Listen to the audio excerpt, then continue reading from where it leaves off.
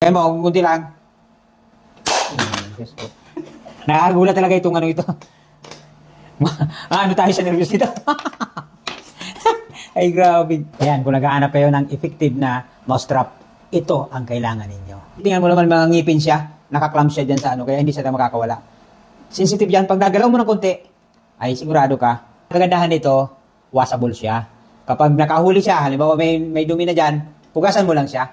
Kaya, magmatagalan itong gamit. Alam mo kung nakakahuli na, kasi dinig na dinig yung lagatak. Oh.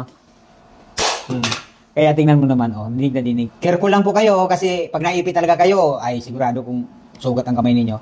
Kaya pag malagay po kayo ng ano ng pagkain ng daga dito mo bubuksan para hindi mano, halimbawa, naglagay ka na diyan, sasarado mo na.